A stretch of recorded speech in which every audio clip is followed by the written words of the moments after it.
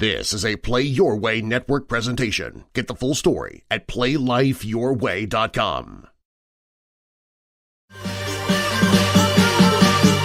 In a world where comics, movies, games, rumors, and Kardashians come at you 24/7, three champions will rise to defend you from wasting precious time, money, and emojis. BK, Nate, and Derreck will show you how to do it the player way.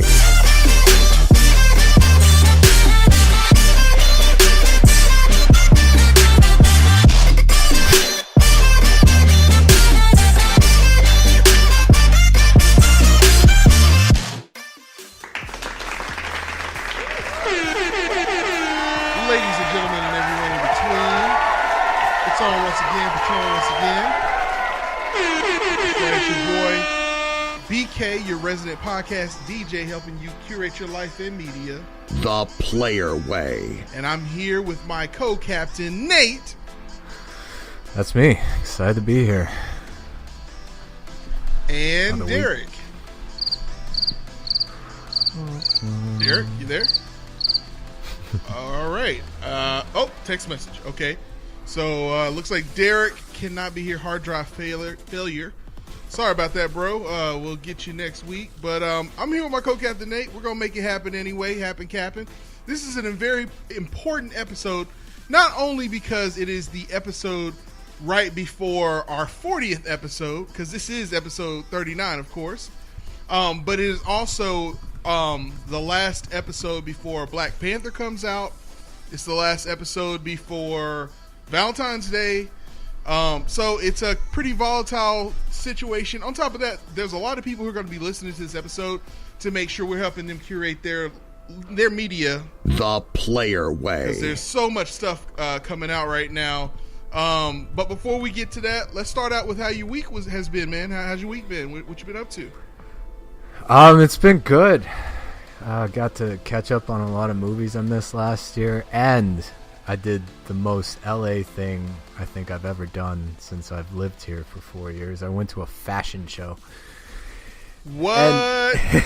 That's crazy. Yeah, it wasn't like it was a friend of a friend. She had put it all together herself. She has her own line of men's clothing. And I really don't, my only knowledge of fashion shows is from Zoolander. So that's kind of what I was expecting. Bitch, what? And that's so crazy. That's like your reference point. Dude, it's very much like that. Like, that movie might have been an exaggeration a bit, but it is very much. So it was in this textile, it was a steel and ironworks factory. They kind of set it up. It's always in some place that's like nondescript because they're trying to look soulful, but really it's just dirt damn cheap to do it there. Yeah, and like there's a whole theme to everything. Like even the music was very industrial. It just sounded like a bunch of beats being made by things clanking and stuff like that. Like I'm not gonna lie, I was completely out of my element. I was bet so you uncomfortable. Were, and were you at least able to like walk and vape as you were doing it? Well, you sat down. So the whole thing is like 3 hours, but the actual show is about 20 minutes. Where they're like, okay, everyone. When you say the whole thing, so it's like a party?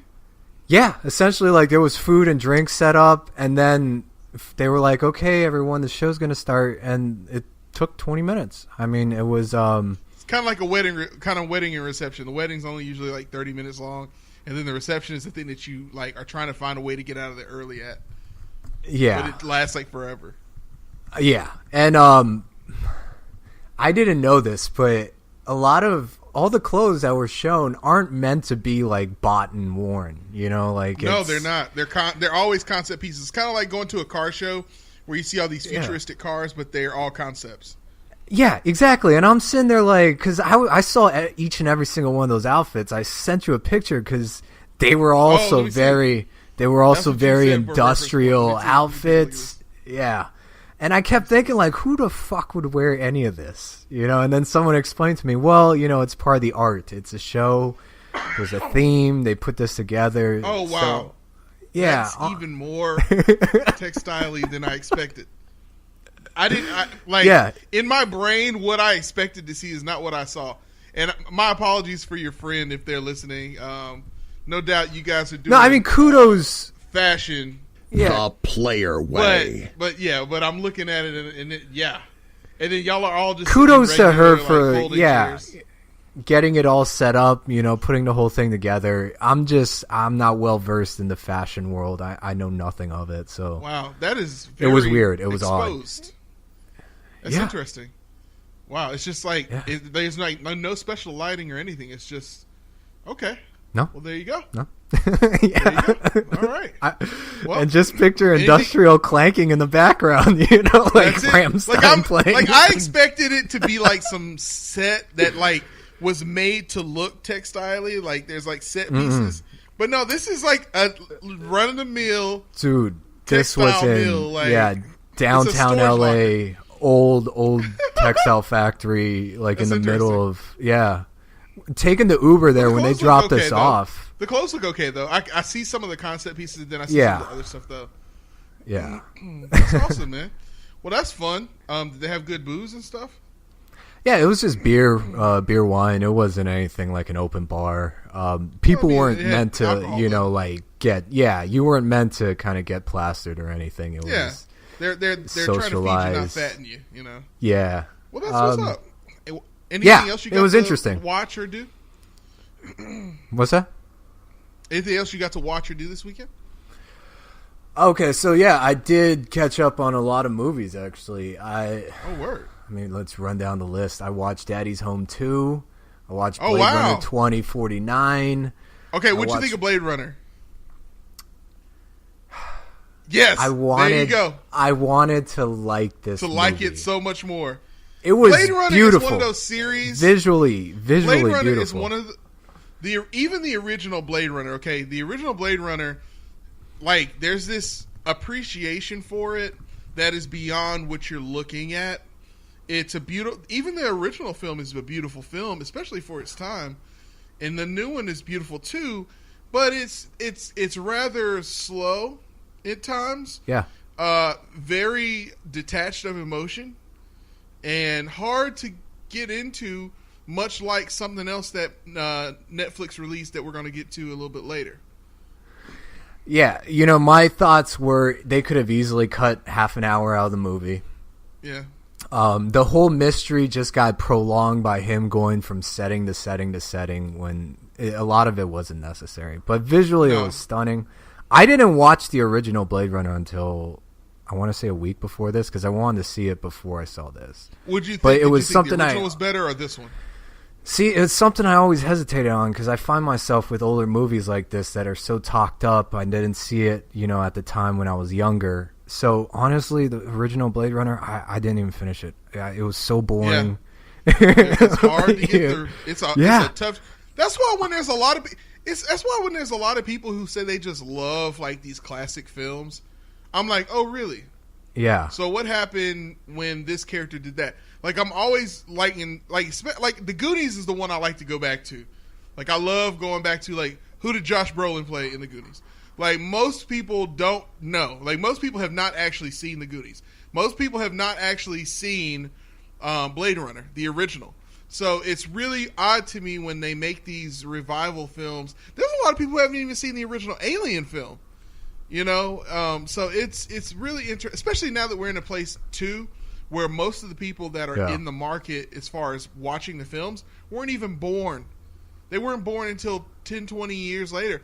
Like this past week, one of the biggest talks of Twitter and Instagram was Quincy Jones had this article that came out from Vulture, I believe it was, and the guy who's interviewing him, he asks him at some point, like, how old are you? And he did this to another guy. In fact, he had Khalid, the pop singer, interview him not too long ago as well. And he asked Khalid, when Khalid was asking him, like, what are your influences and what do you think is awesome? And here's some of the things I enjoy about music. And Quincy Jones interrupts him mid-sentence. He's like, by the way, when were you born? And he's like, I was born in like 1991 or something like that, or 1999. And he goes, like, why are you even talking about musical influences? Like, you were born after all of the musical influences were dead and gone. Like, just shut up. So it's a similar thing when it comes to movies. Is like there's this appreciation for films that people haven't seen before, and that's why you have to be careful, because you got a lot of people who are fans of stuff that they've never seen before. Another example to belabor the point, when I was at the theater, I ran into a couple of people who I'd never met before, and they were talking about the upcoming Black Panther film. And they were excited about the fact that Creed 2 was coming out, because that was announced as well this past week. Michael B. Jordan, he's like basically training from one role into another. And so they're talking how they loved Rocky. I'm like, oh, okay, cool. Which is your favorite? Of course you know which is their favorite, right? Creed? No, Rocky 4. Rocky 4 is everybody's favorite Rocky, who's never seen Rocky before. Because then I was like, oh, okay, so you don't like Clubber Lang? Who's that? Apollo Creed? Who's that? Okay, the guy that died in Rocky 4. Oh, okay, yeah, like his trainer. I'm like, no, like his old. Have you seen any other Rocky films other than 4? No. Okay, so that's kind of where we're at right now. Is like, and that's also the danger of that. That's also who's making the movies now too. That's what's scary, is people who've never really seen these films, don't really have an appreciation for them like we do, and kind of mess up when it comes to adapting these things. So that's interesting that you had that viewpoint of Blade Runner. It's this way with a lot of old movies too. Yeah. You know, like if I ever run into someone that's never seen Star Wars, the original Star Wars movies, I'm never like, well, you got to go watch them. You got to go watch, because part of why I like those. Exactly. It's hard to get through. It's the childhood nostalgia for me. When you watch, when you actually, like, look, I would never recommend anybody go watch Star Trek. The Star Trek films, the Star Trek films are horrible. They are so hard to get through. Star Trek, like, until Star Trek Generations came out, were those films that I could actually watch. Like, those are hard chews, man. Mm-hmm. It's like taffy. No one loves taffy, but when you go on vacation, you got to buy some. It's like no one likes it, but you got to get it just to say you got some saltwater taffy. So, yeah, I know what you mean. What about Daddy's Home 2? What'd you think of that one? That was okay. I really liked the first one. Yep. This felt like they're trying to, a lot of sequels do this, where, they try to recreate the magic of the first one and turn it up to 11. You can't do that. Like, what you got to do is what made Daddy's Home really good are the unexpected jokes, like the jazz station. To me, that saved that film. If you don't have the 107.6, the Panda, like if you don't have that in the first film, to me it's done. And then the same thing if you don't have the black guy from Eric and Andre show. Hannibal Buress? Yeah, Hannibal Buress. If you don't have Hannibal Buress in the first one, the film doesn't work either. I'm trying to think. He wasn't even in the second one, yeah. And that's what I'm saying. Like, Hannibal Buress saved that film in many ways. And so, I think it's great that Mel Gibson is coming back again. I'm not ready to see Mel Gibson as a heart of gold type of guy, like a guy who at the end of the film you realize what he's trying to do and all of that stuff, and there's a softer side. I don't want to see that. Mel Gibson, let's put him in some hurt bombs, some hate bombs, because that's he kind of put himself there. Yeah. So it's interesting. What else did you watch? Shit, I watched Coco, which I enjoyed it. Again, it's visually stunning. I don't know if you've seen it. I've not seen Coco yet. No. Once they get to like the land of the dead, like it's beautiful. It's vibrant. That's awesome. Visually, it's just stunning. It's all of the problem I have with a lot of kids films right now is they're either trying to be the Lego movie or they're trying to be Frozen. Like, it's they're hitting you over the head with the same notes that Frozen hit, or they're hitting you with the same kind of comedy that the original Lego film did. So the Lego movie. So I don't know. It's always weird to me because it's hard to like want to watch them. I think to me, I feel like the best film, like animated film next to Frozen in the last like 3 or 4 years to me was Sing, which I don't know if you saw that. Sing is really, really good. It's got a really good story to it. The music is really good, and it didn't get a ton of attention and I think it should have gotten way more. Yeah. I haven't watched it. I've seen it. I think it's on Netflix. I should check it. I don't really, honestly, I wouldn't have watched this if someone else that I was with wanted to see it. You know, they're the one. Otherwise, I feel like I've kind of grown out of the animated movies a little bit. Of course. I mean, and that's, I mean, even when Derreck is on here, shout out to Derreck, even he's watching those films because somebody else wants to watch them. So that's kind of our audience. That I don't think anyone who's listening to this is gonna feel weird about that. I think you adequately delivered that one right there. So you sound like you had a pretty good run of the mill weekend. One more, Murder on the Orient Express. That was actually. Now, I have not caught that one yet, but I want to see it. Yeah. Hey, again, that was probably my favorite movie I've seen this weekend, but not that it doesn't have its problems at all. I mean, it's very enjoyable. It? Yes, okay, I would say, yeah. Original or good originality, stuff that you've never seen before. Yeah, well, I'm not familiar with the Agatha Christie. Well, that's not what I'm getting at. What I'm saying is the ending is not so predictable. Like, it's gonna be this person. Like, no, I didn't guess who. Good, okay, yeah. So good. It's good to see that movies and films can still surprise you. So that's awesome, and I'm definitely looking forward to that one. I wanted to watch that one at home when I can kind of really enjoy it, so I'll be getting into that one pretty soon. So how was your weekend? Speaking of films, yeah, man. The main thing that I was trying to get at this weekend was Winchester. As you guys know, I'm a huge fan of horror films, and there's been this like renaissance in horror ever since it came out. So I've been really excited to see Winchester. Winchester I love because I've been wanting to see a film adaptation of this story since I first found out about it. So do you know about the history of the Winchester repeating arms family? Mm-hmm. Okay. Mm-hmm. So you know about the Winchester house. It's out there in San Jose, where kind of near where you're at, not too far away from you. Have you been there yet? No, but I need to make it there. I think after this one, if you go and take somebody special to watch this with, y'all are gonna want to take a day trip because it's very interesting and it's kind of based on some ideas. So Winchester, a little bit more about this film.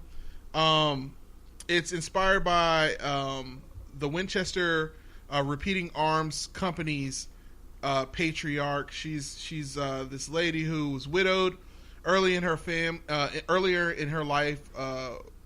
Early in her marriage, her name was Sarah Winchester, and she believes that she was her house is haunted by the souls of people who were killed by the Winchester Repeating Arms Rifle Company, and like that's kind of where they're going at. So, like, if a Winchester gun killed somebody or murdered somebody, then that ghost was in that house. Like, that's the whole idea.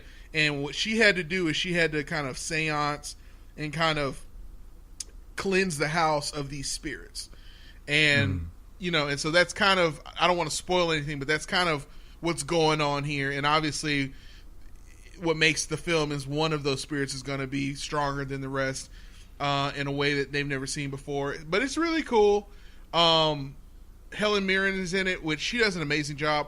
I'm really fascinated by these big time actresses taking both horror films and comic movies seriously, because it raises the stakes. They can emote in ways that the average actor can't. In my opinion, and you can back me up on it if you agree, I think 7 times out of 10, what ruins a movie for me, or what can save a film for me, is the actors. Can they take what's been written, even if it's the biggest steaming pile of shit, and make it into something that you want to watch? Mm-hmm. Do you agree with that? Yes, absolutely. Yeah, you can. If you're a terrible actor or actress, you can really take something that's well written. And how many times have you seen a film and like they cast somebody who's just good looking. And as soon as they open their mouth, you're like, oh, well, I know why they hired this person. Yeah, absolutely. Where do you think this hashtag Me Too stuff started from? Man, I'm telling you. So it's one of those things where it definitely suffers. A little bit more about the actor. Let me scroll here and get his name. Jason Clarke. You've seen him in a bunch of stuff. He's another one of those actors who, Zero Dark 30, he was in Everest, Dawn of the Planet of the Apes. He's one of those guys He's usually pretty good, yeah. He's pretty solid, but he's always that guy for that movie I saw. So it was a good opportunity for him to kind of take, his place as far as being a leading man. I think he did an amazing job. What they do with his character to kind of make you doubt whether or not he's seeing what he's seeing is good. They do a good job of here. They get right into it. It did the same thing where they didn't wait until like the second act to finally start giving you the scares. A lot of the jump scares that you get in this one are legitimate scares. Like, it's not like somebody's coming into a door and they shock you. Typically most of the scares you're going to get that are jump scares are legit. You're jumping because legitimately what you're watching visually is creepy to look at, and it's a good payoff. So that's good there. But yeah, this they actually filmed at the mansion. So a lot of the haunted areas, if you were to watch a documentary, a lot of the places, like for example, the Staircase to Nowhere is one of the things that people look at a whole lot. They actually kind of play that up very well. The period acting is done very well. That's something that is a huge weakness these days. You see a lot of people, the writing and music tends to be out of period, or the costuming can sometimes be out of period. Like every now and again I'll watch a Netflix movie and they'll have a woman in there that her hair is just off, like, period. Like she's wearing her hair like somebody would wear it today. But no, they do a really good job with it. Helen Mirren just knocks it out of the park. Anytime you're worried, she delivers it. So I'm liking that horror movies are going back to bringing... They did that same thing with the Insidious series. They're bringing back that old creepy lady from Poltergeist kind of feel. Like that one lady who you don't know anything about the rest of the actors, but that bitch, you believe her. Like you're like the thing that was scary about Poltergeist is you think the woman is not fucking acting. You're like, that bitch is a real seance professional. Like, this is what she actually does. They went and got some chick who palm reads and put her on film. Because even that actress in Poltergeist, she's a terrible actress. Like, the way she kind of acts is kind of weird, but it's the right kind of weird that juxtaposes with Craig T. Nelson very well. So, Winchester, I highly recommend it if you are looking for a great thing to take your girl or guy to this upcoming weekend for the Valentines weekend. You are definitely doing it the player way. You do that. Not everybody is going to want to be seeing Black Panther, but that is also coming out this weekend, and we're going to get to that a little bit later when we start talking about the Gentleman's Bet. A little bit more about my weekend. I also got the, it's always weird to kind of know when there's always this conversation when you're in a relationship with somebody, not just dating, but like when you've been with them for a little while, there's always this conversation about like, well, what weekend are we going to celebrate the Valentine's weekend? Because technically Valentine's is in the middle of the week this year. So it's like, do we celebrate it the weekend before and be on top of it, or do we celebrate it late and do it the weekend after? What are you going to end up doing? Yeah, it's inconvenient on a Wednesday. I'm going to celebrate it this coming weekend. Exactly. So Rachel and I, we kind of spread it out. We did a little bit of it this past weekend, and we ended up watching this really cool film called When We Met from Netflix, a Netflix original film. Have you heard about it? Yeah. We kind of talked about it briefly, but it has the guy from Workaholics. I think his name is Adam Devine. Yep. It's definitely got him in there. And Rock's daughter from San Andreas. Yep. Exactly. Alexandria something. The female in this film, the girl Alexandria Daddario. Yeah. She's one of those actresses that she looks like a YouTube star that they decided to put in movies. I'm not a huge fan of hers. I'm not convinced. I don't know. She's got this look like. You ever see House of Wax? Yeah. Every actor in that damn movie looks like they are actors played to play actors played to play a role in a movie. Very similar to Tropic Thunder. Like, I'm a dude disguised as a dude playing a dude. Like I'm like, I hate these actors who they're trying really hard to act. You see it, and it's normally in ensemble young casts. So like you saw it also with the Nightmare on Elm Street reboot, where you had a lot of the one with Jackie Earle Haley as you know what I'm talking about? Yeah, I remember. I don't remember who else was in that movie. Though. Exactly. Okay, you're proving my point.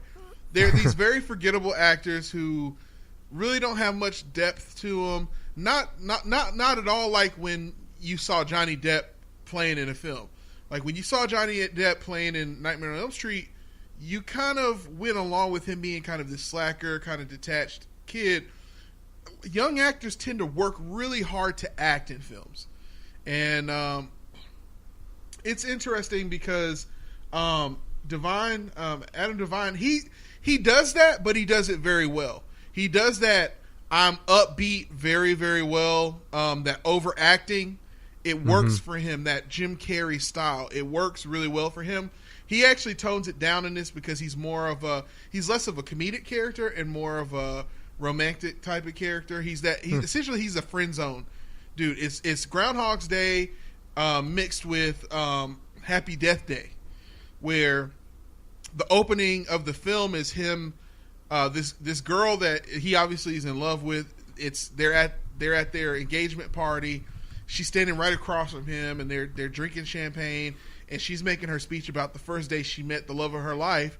And just when you think she's talking about him, the guy she's actually talking about, who's 10 times more gorgeous and taller than him, walks in and hugs her. And then it zooms out, and it's a banner of this other guy. And you're like, well, why is he standing there like he's in love? And you find out that, like, and I'm not going to tell you how they do it, but they do a really good job of tricking you into think it's him. So, but anyway, really good film.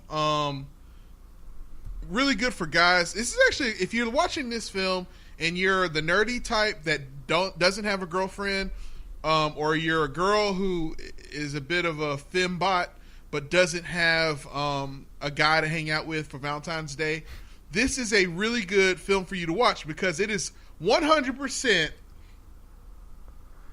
is 100% about friend zoning.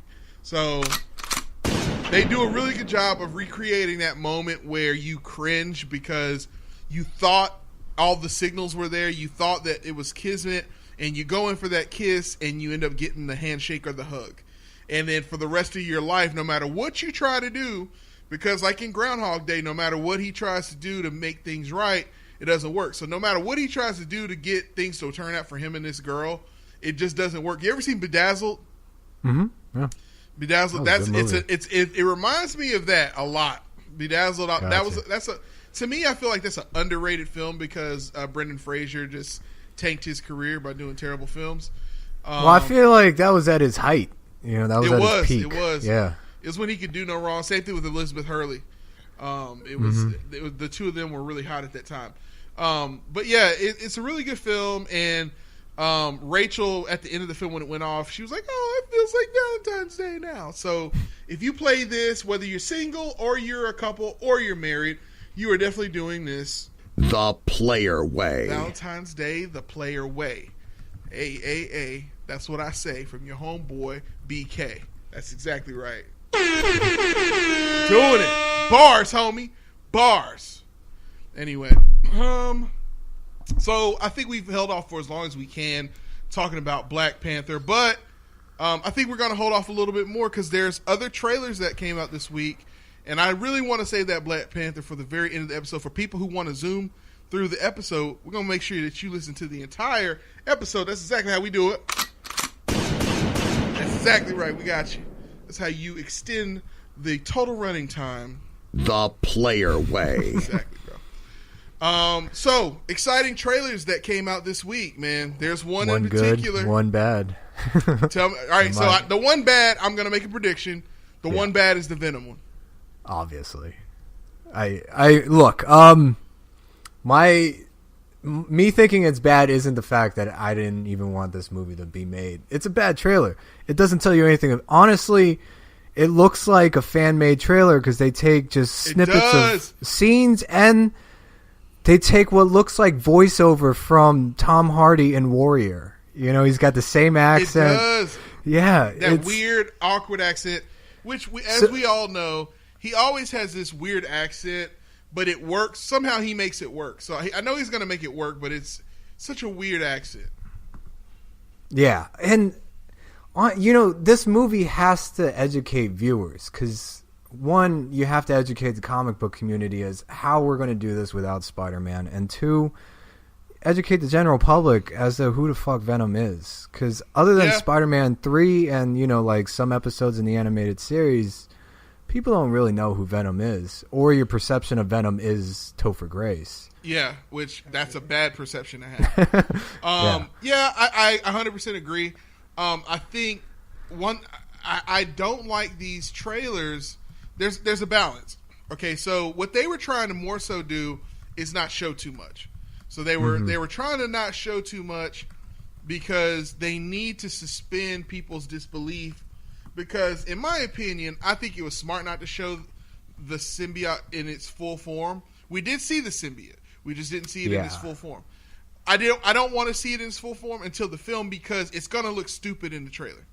It just is. No matter how good it is, it's going to look stupid. The only way Venom looks good is if he's like big and muscular, and he's going to look cartoony. No matter what, he's going to look cartoony. So this is why I agree with you that it wasn't a great trailer. Because then if you're not going to show the symbiote, then you got to give us some reason as to why he's in San Francisco. Because even the most basic fan of Venom believes that he's in New York. Mm-hmm.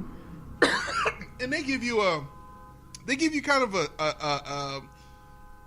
kind of flash of I think that's the Statue of Liberty head that's on the ground.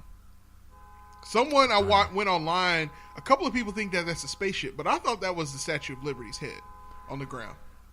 Oh, I think that is a spaceship, and if I had to take a guess, it's probably how the symbiote gets to Earth. So, did that spaceship not look eerily like the crown of the Statue of Liberty? It looks a lot like the Statue of Liberty. Like, it's the same color and everything. But I'd have to watch it again. Yeah, pull it up. Like mute your computer and pull it up while I'm talking. But yeah, I mean, it looks a lot like the Statue of Liberty to me, which would make a lot more sense because she should have gotten the powers in New York. If he gets the powers in San Francisco, it's gonna be weird.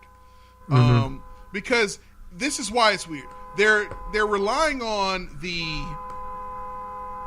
Is that outside your house out in LA? Dude, that's just LA noise. Real, we're doing it live.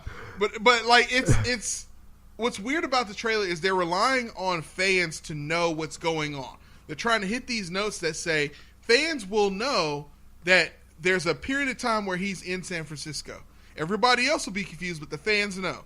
The fans know when the veins are coming up what's going to happen. The veins will know when you look at the Secret of the Ooze container and you see the little waves of black going, you know what that is. But anyone who's never seen it before are going to be lost. And the crazy thing about it is most of the people that are going to go see this film were born after 1996. Mm-hmm. So if you're born after 96, which means you weren't of age until like 2005, 2006, you're really not going to have much of a semblance of this character unless, like you said, Topher Grace. Mm-hmm. And in which case, you're really going to be confused because you're going to be like, well, how come Spider-Man's not connected to this?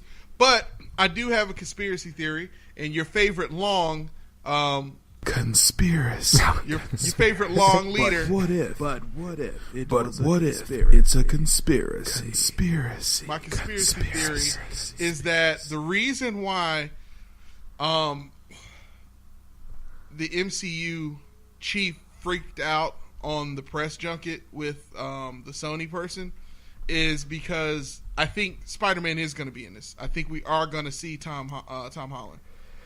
He's going to be in it. We're going to see him. If it is, I can see it just being like him looking at a newspaper. There's a picture of Spider-Man on there. I can't imagine he'll be. I think we're going to get him at the very beginning, or either at the very beginning, or in the origin story of how he got the ooze onto his body. I hope so, because otherwise, if not, it's going to be after. Yeah, I mean, and this is coming from me being a comic fan. I really don't know how they're going to make this a Venom movie without Spider-Man. It's just. Yeah. I guess, and I did look at it. It does kind of look like the crown of the Statue of Liberty. It does. It's the crown of the Statue of Liberty, dude. I think it's just a spaceship. It's got. Dude, I'm almost. I'd put folding money on that, dude. That is going to be the head of the Statue of Liberty because, as you know, when the spaceship in the comics and in the old cartoon, the Fox cartoon, that's what happened. Is it crash landed not too far away from there. So it was like off the Brooklyn Bridge and all this other stuff originally. Yeah, but this looks like it's in the woods. And then I get all that. Tom Hardy laying down, Tom Hardy on a motorcycle, Tom Hardy running through the woods. Tom Hardy in water. Really Tom Hardy starring Tom Hardy.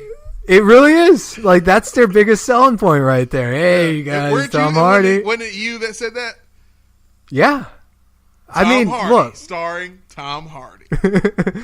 He's a great actor. I love his films, most of them. But this, I'll be cautious about this. You love Tom. You also love Hardy. But what if a world exists where Tom and Hardy were together for the first time? I've got an idea. 2 Tom Hardys. And I really hope that the guy who's the executive is not Carnage. What I want is, if they're gonna do the symbiote saga, I don't even want to see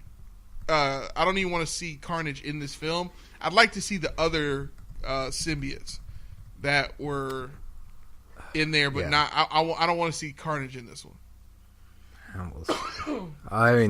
I'll wait till to get an actual opinion on it because this is just a teaser. Yeah, I'll wait for the 2.5 minute trailer. To kind of decide whether or not I'd watch it in theaters. Yeah. As of right now, it's not a very good teaser. But on the opposite end of the spectrum, we did get a very good teaser. Yeah. Yeah, we got a really good one from Deadpool. Is that the one you're talking about? Absolutely. Deadpool was extremely well. Go ahead and lay it on us to give us a synopsis.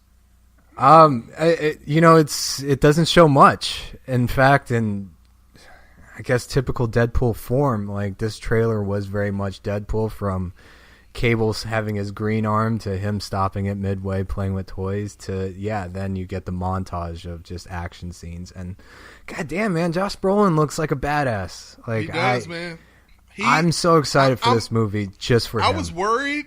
Cable is one of those characters that we're starting to get into the territory, and this is where I'm getting excited. What I'm getting excited about right now as a nerd, as a guy who read comic books and watched all of the obscure cartoon properties, is that now we're getting to the point where we're past the origin stories and we're past the stuff that the casual viewer from childhood would know. Cable is one of those characters like Bishop that you really got to know your shit to appreciate what this character is. Mm-hmm. And to put him up, in the past, that character, like Bishop, was just kind of relegated to being more of a side character. But they're putting Cable right on up there, front and center. And I'm really interested to see what they're going to do with it. No doubt they're going to make some sort of joke about him being Cyclops' son. With Deadpool, he's got to say something. That dude? Oh, God. That dude's your dad? So I'm or some question like, which one, Exactly. So I'm really interested to see where they're going with this. It's going to be good. I'm not a huge fan, and I know it's going to be weird if you listen to this. You're going to be like, you black traitor, but I'm not a big fan of Domino. The casting on Domino, I get what they're trying to do, but you can't make a political statement over, in my opinion, making a political statement over preserving what the character is about is to defeat the purpose of bringing the characters to the screen. Because if we don't like it, if we don't like the character, then what's the point of making them different in the first place? Like, I wasn't a huge fan of making the MJ character in Spider-Man Homecoming. Like, I hate to say this. Man, this is going to be really weird. But I didn't feel like any of the girls that Peter Parker, Tom Holland's Peter Parker was like hitting on were very pretty. Like, and I'm not saying that because they're black girls. I think there are pretty black girls that you could get. I just didn't think that the girls that they casted were very pretty. Like, they were very kiddie looking. And I guess that's what they were going for, is to make them look more adolescent. And as a result, it's going to be, I guess, a boner for a little kid, but for an adult watching it, I'm not really interested in the love story at all, because I'm like, this is that period of time where I can't really get with this. Mm-hmm. I'm not even looking at these kids sexually at all. I'm just going to focus on the cool shit they're doing. So either go there with the sex or don't go at all, because then it's in this weird, creepy place. And I think that's that is one of the many contributing factors as to why Homecoming didn't do nearly as well as it should have done. But yeah, going into Domino, I'm not. She's not super sexy to me. Domino is an incredibly sexy character, back in the day. So much in the same way that I didn't feel like Psylocke in the X-Men not Days of Future Past, but Apocalypse. I don't think she was sexy enough either. Like, and that's a whole nother conversation, because we also recently started seeing photos of Captain Marvel coming out, and I get that Hollywood is trying to stay away from over-sexualizing characters, but in the source material, these characters are gladiators. Like, what's wrong with making Wonder Woman look like Wonder Woman? Like, I think they did a great job with Wonder Woman, and she looks sexy while also being functionally a superhero. I think it's this weird place where we're seeing superheroes and female superheroes come on screen, but like they're afraid to make them look too sexy. And I think that's kind of weird to me. Yeah. I mean, this, for Captain Marvel, I think it kind of makes sense. You're talking about the set photos with her, like, in the green armor. That baggy-ass suit, dude. See, I think that's, like, the Kree armor, if I had to take a guess. And which kind of resembles what her modern-day costume is now. Before, she's had a barrage of costumes ranging from, like, your typical, like, Psylocke type of outfit. Right. To now it's like a body armor type of thing. No, other than that, I think I kind of agree with you. It is sort of like this fine line they have to tread, because they don't want to be overly sexy with, female superheroes. But I think Wonder Woman proved you can be. Yeah, absolutely. Exactly. Yeah. Because she definitely, when I first heard that Gal Gadot was going to be cast as Wonder Woman, I was like, she's kind of skinny to play Wonder Woman. She's not super buxom, and she didn't change her body to become that. Like, they did a good job of playing up that she was petite, and it's still, but she's tall though. So it all worked, and I don't know. I'm not a fan right now. I feel like the makeup, and I can say this because I'm a black guy, so I feel like this laugh is going to be worth it. I feel like Domino's makeup looks like she's the dog from Spaceballs. Like, the white eye makes her look like John Candy's dog from... Do you not see that? Yeah. He's like, I can't agree too much. But no, dude. Like, she looks... it's just off-putting. I'm not buying it, dude. Domino is like a female Lobo if you remember Lobo, man, like Lobo in DC. Yeah. You know, but in all fairness, she is not a character I have ever cared about. So I'm not emotionally invested in how they portray her. Do whatever you want. All right, let me ask you this. What did you think of Valkyrie?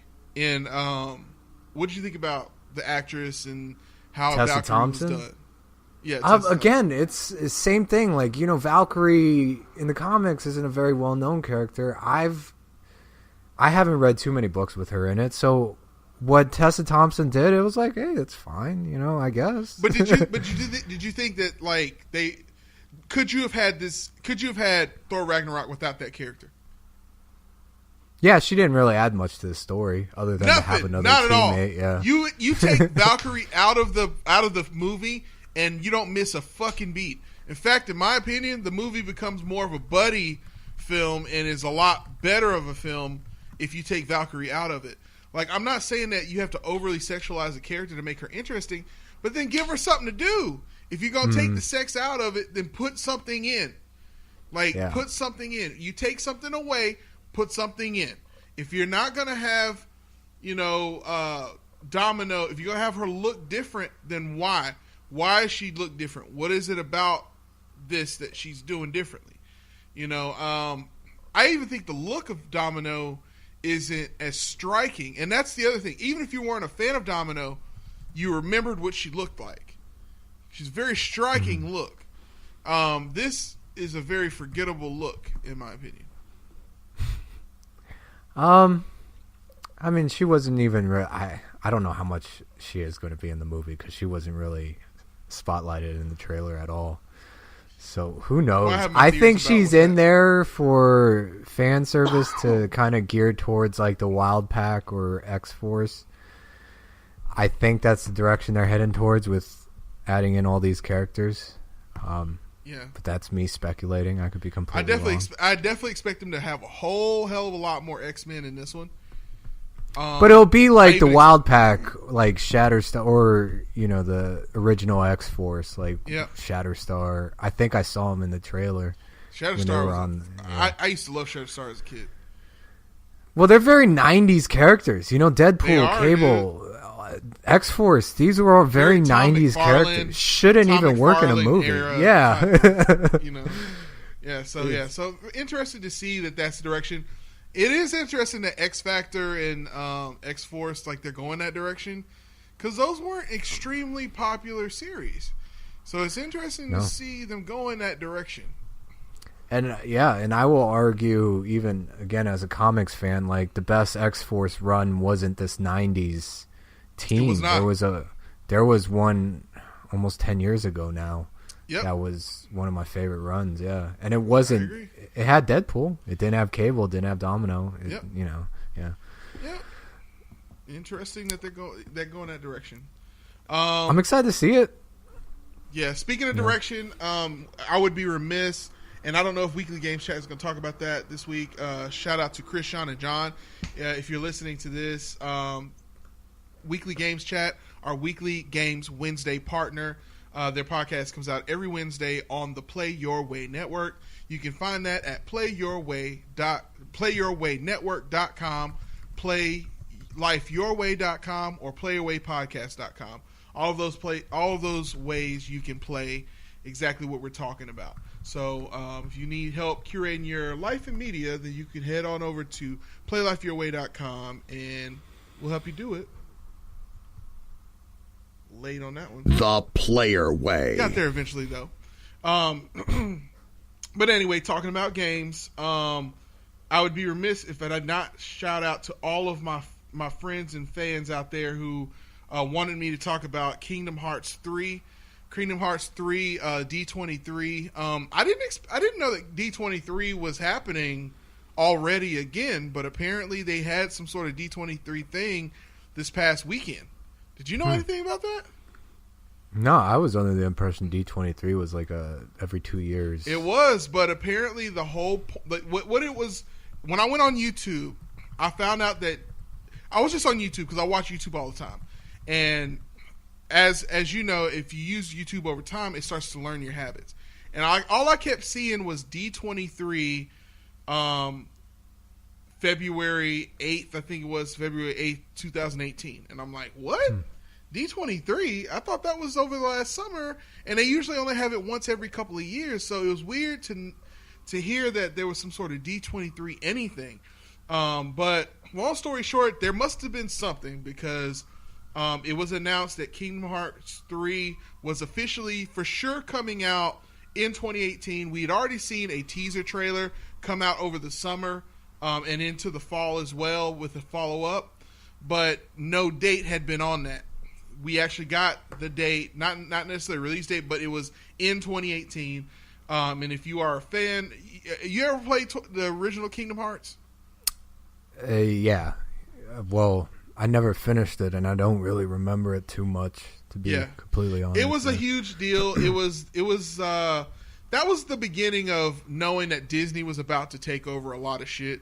That was when Square Enix, right after Final Fantasy X and X-2, they came out with this. But before all of the other Final Fantasy releases, they came out with the original Kingdom Hearts, which was a melding between the Final Fantasy world and the Disney world. And then when you got a follow-up in Kingdom Hearts 2, you had other properties being brought into that as well. And now heading into Kingdom Hearts 3, there is possibly going to be, there may be some Star Wars, there may even be some, there's a possibility of even having some Marvel stuff in there as well. So, I mean, imagine a game that has Final Fantasy crossovers, Marvel crossovers, Disney crossovers for nostalgia, and then also having Star Wars crossovers. I mean, they don't even have to do much at all other than just having a cutscene with Darth Vader in the Imperial March. I mean, people would lose their shit. Or that's how they should end the trailer, is the main guy having a sword fight with Vader. Or just even having a lightsaber. Like, one of the Keyblades being a lightsaber. Like, that's it. Like, so anyway, they haven't shown any footage of any other properties. They've other than Disney properties. They've got a Toy Story world. So you've seen those characters, a Monsters Inc. world, and then of course you've also seen a Hercules themed world as well. So there's a lot of, the animation looks amazing. To say that we've been waiting a long time for this game is an understatement. Original Kingdom Hearts came out in 2002, and then the second one came out in December of 2005. It is 2018. 13 years we've been waiting for a sequel for this game.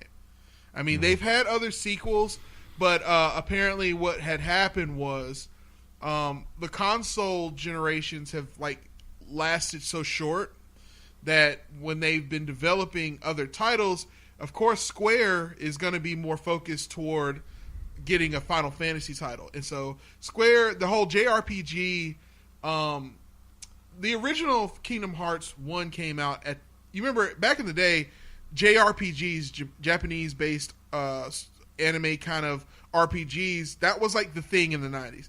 Everybody was playing Final Fantasy, Chrono Trigger.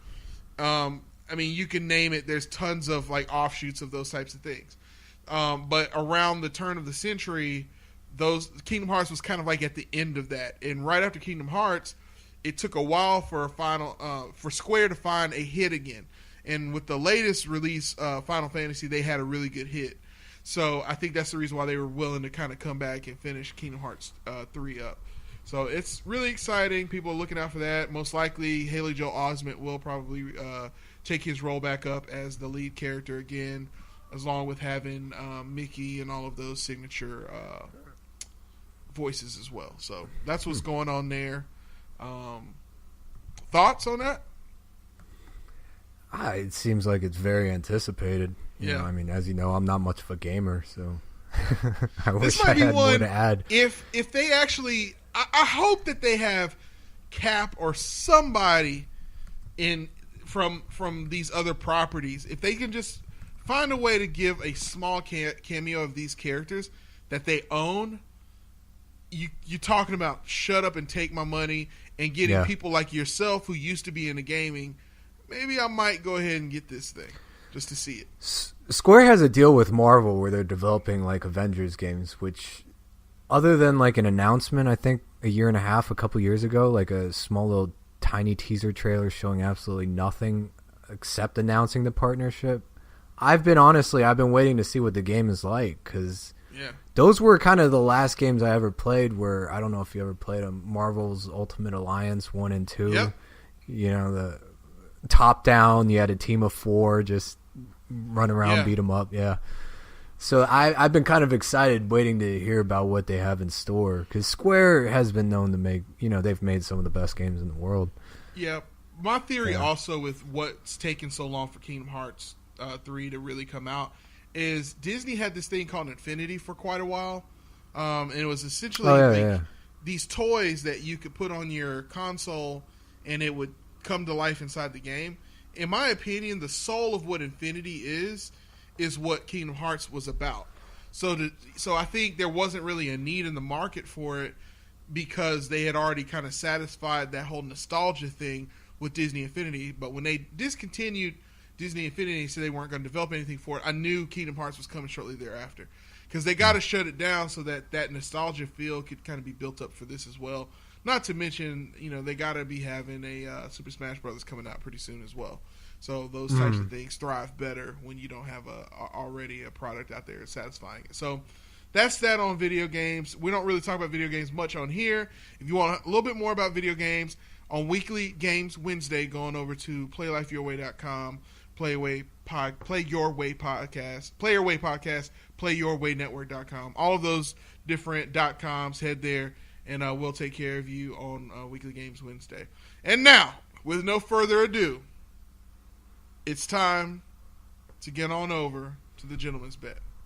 While Derek is not here, let me see if I got a text from him.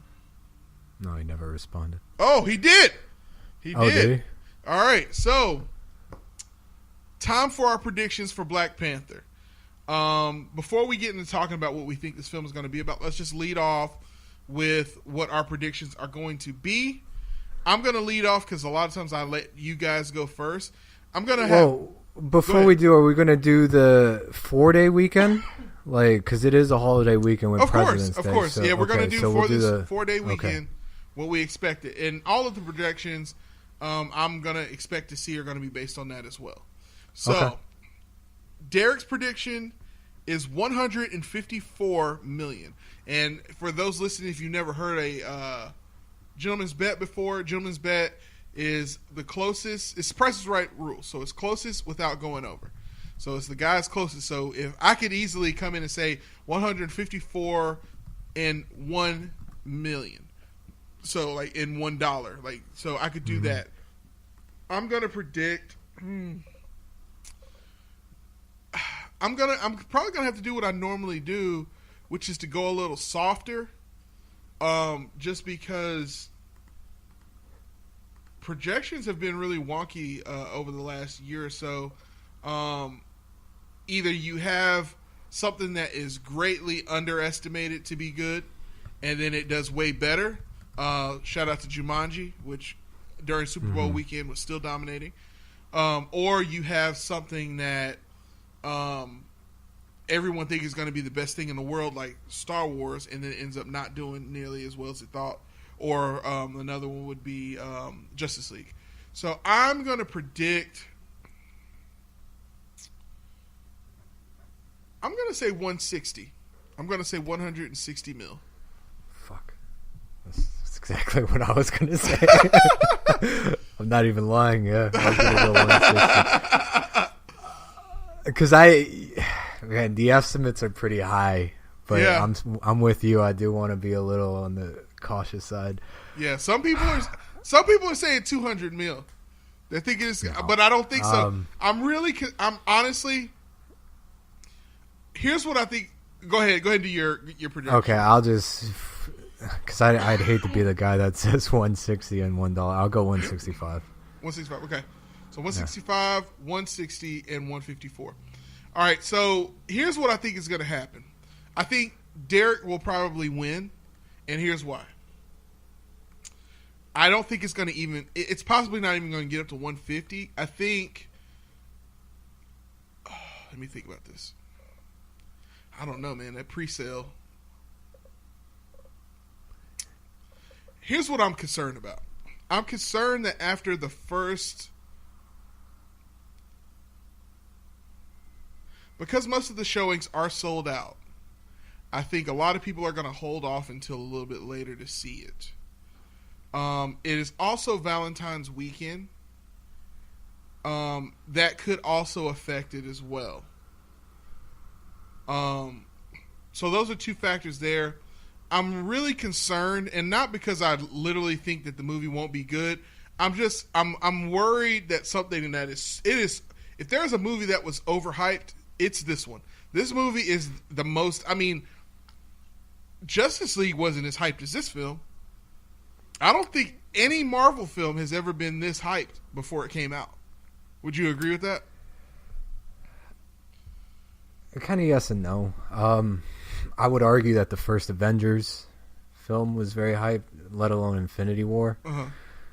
But obviously, you know, people are going to go towards the... I would try to think of a good way to say this. The political discussions that can come out of a film like this, you know? Yeah. So that adds to a lot of the hype, obviously. And yeah. I believe in the cast and I believe in the director. Like what Ryan Coogler did with Creed, he took, you know, a property that no one cared about anymore, and gave it new life. And that's the difference maker here. It's Coogler. I'm so glad that you actually said that, dude. It was fresh and nostalgic at the same time, you know. Yeah, Coogler. If there was any other director, I'd be a little worried. I think Coogler. There's a sense in his films that you've seen thus far, because he also did Attention White People, I believe it was. I'm not, but I know he did Fruitvale Station. Did Fruitvale Station, Creed, yeah. Fruitvale Station for sure. No, I guess he didn't do Attention White People. I'm thinking Tessa Thompson. He did. That's the one I was thinking. He did Fruitvale Station, did Creed. So he's shown that he really has a way of voicing what the struggles of African American culture, what that is like for white people, and he has a way to make that palatable without hitting you over the head with it.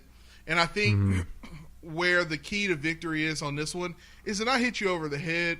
We're in Africa. You don't need to hit us over the head with "I'm a black superhero." I think they're going to do really well with that. I think what's going to end up happening is we got a little bit of the Yellow Jacket going on with Ant-Man and Yellow Jacket, with the guy who is the exact opposite. He's even yellow. So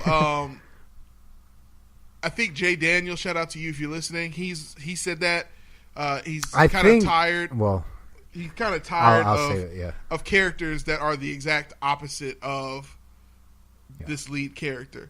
But I do think that if there was a character to do the mirror thing with, it's this one, because he literally is. I mean, he got his powers from a synthetic heart-shaped herb.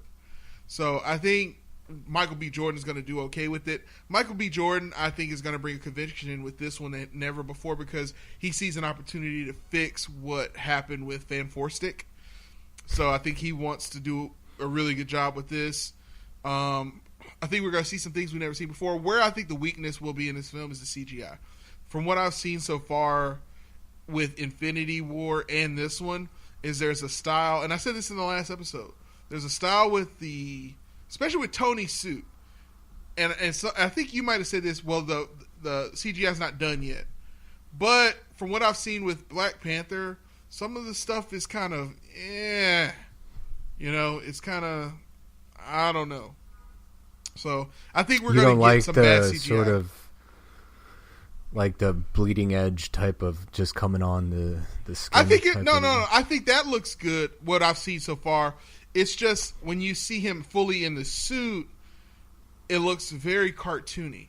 Like before, they worked really hard to make the edges look real, whereas now there's a rounding to the edges that is very fantastical and not realistic. That you see in comic books, but that doesn't really translate very well to... I can see that. Yeah. I think it'll kind of be like Spider-Man Homecoming, where you'll get a mixture of CGI suits and practical, and sometimes the CGI will look good. Yeah, I can see that. I think in the final battle, we're going to see some terrible CGI. I'm just calling it out. I expect to see some terrible looking shit.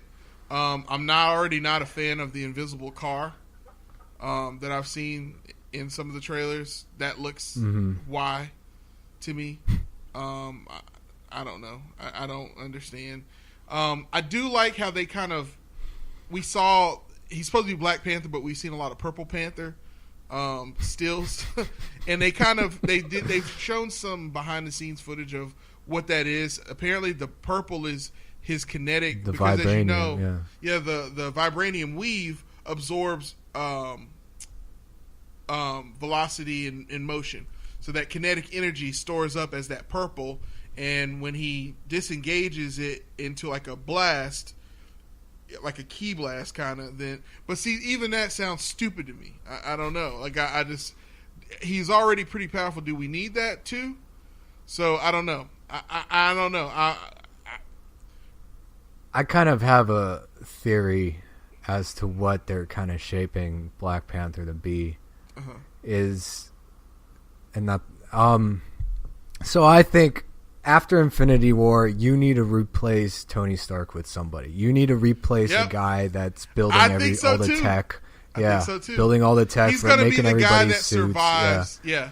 I think we're going to see a lot of people die in the battle for New York, and then the Battle of Wakanda is going to be the people who survived because they weren't in New York. So I think we might even see, we might see a lot of people die. Tony might be one of them. For sure, Spider-Man's dead.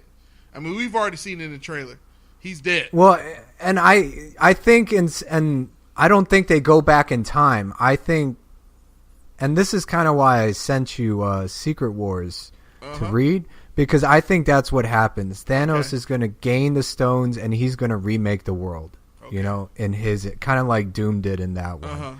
And that's what we'll see. And then you'll get one guy, probably someone like Ant-Man, that remembers the past, or Strange, someone. And see, I think that's what Ant-Man, is going to be about.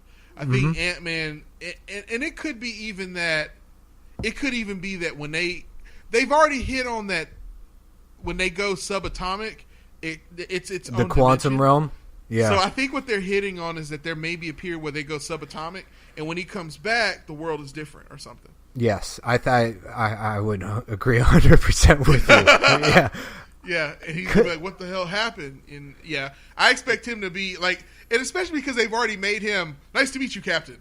Like, this guy who really loves the superheroes and he's really into it. And, I can see that too. So do you think they're going to kill Strange off? Well, I think rather than these characters being dead, I think, yes, they probably will die in the third one, but they'll be immediately reanimated into a different world come the fourth one. So we'll see these alternate versions of these characters.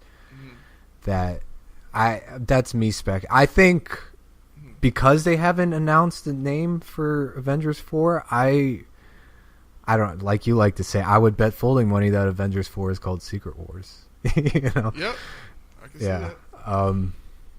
It to me, it seems logical in my mind. So you're saying it'll be Infinity War Part 1, Infinity War Part 2, and then Avengers Secret Wars. No, I think because Avengers 3 and 4, originally were Infinity Wars Part 1 and 2, but they're no longer. So Avengers 3 is called Infinity War. You just dropped some knowledge, dude. Yeah. So they dropped the Part 1? Mm-hmm. Yeah. Part 2? Avengers 3 is called Infinity War, yeah. Okay. And they've yet to announce the title, but I think they'll announce it at the end of Infinity War. It'll be Avengers 4 Secret Wars, or something like that. Yeah. All right. That's what I think. That's interesting. So you kind of see, do you think Hulk is going to die? Hulk is a guy you can keep via motion capture throughout these movies. I do think they need characters to replace the current status quo. Like, Which and is that's kind what of where Captain Marvel comes in. Yeah, Captain Black Marvel is Panther. going to Exactly, she'll be the new Captain America. Yeah, Black Panther will be the new Iron Man. I mean, not to say you don't know, but just their sort of roles. Who do you think is going to be the new Captain America? Captain Marvel, absolutely. Just the way she was built up over the last couple of years. Okay. You were okay. I thought you were going a different direction with that. I thought you were saying literally they're going to name a new Captain America. They could go like the Bucky route or the Falcon route. I don't particularly think there's a need yet. You know, because they're introducing so many new characters. You can keep Falcon and you can keep Winter Soldier as is. You know, you don't need to make him Captain America. Yeah, that's what's up, man. Well, that's we'll see. Man. I feel like we got a lot done, man. Yeah. If you are listening to this podcast and you agree or disagree, feel free to send us emails at playyourwaynetwork@gmail.com or playyourwaypodcast@gmail.com. Either one of those emails will give us an email, and we will feel free to read your opinions online. You can also DM us on social media. I am at Playerway Podcast. We also have at Play Your Way Network on Instagram as well, so feel free to hit us there. And then we also have Play Your Way Net on Twitter, and we also have at Playerway Podcast on Twitter as well. Or actually, I think it's at Play Life Your Way on Twitter. So, if there's nothing else for the good of the order, I feel like we got a lot done, dude. I feel like we've been talking for quite a while. It's time to wrap this bitch up. You agree? All right. Yes, sir. Well, I am your resident podcast DJ, BK, helping you understand how to curate your life and media the player way. Along with my co-captains, Nate. That's me. I still need to think of like a tagline or something. Tagline coming later 2018. It's so funny. It's so funny that you don't. I know you don't really listen to Weekly Games Chat, but it's funny that Jonathan Barron, shout out to Jonathan, who writes for the Play Your Way Network. His tagline for like ever on Weekly Games Chat was, "Someone please get me a tagline." He eventually settled on Thug Life, which is very funny because if you've ever met him, then you know that he's far from it. I'm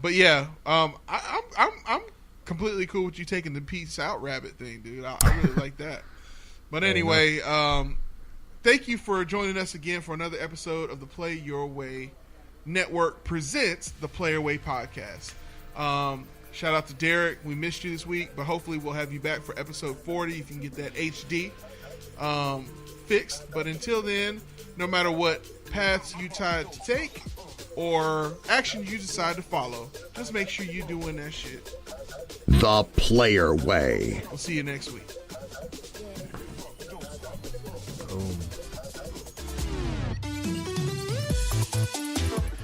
Thanks for listening to the Player Way Podcast.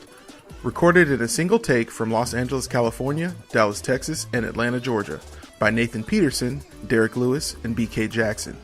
And I'm Darren Marlar, the majestic voice of the Player Way Podcast. Our opening theme is titled Bound by Ricky Remedy, courtesy of Elysian Records. And our closing theme is titled Coconut King Diaries by Xander, spelled Zahnder. You can find this music by both Ricky Remedy and Xander, and many more tracks on SoundCloud. And remember, no matter what choices you make or paths you follow, just make sure you do it the player way. See you next week.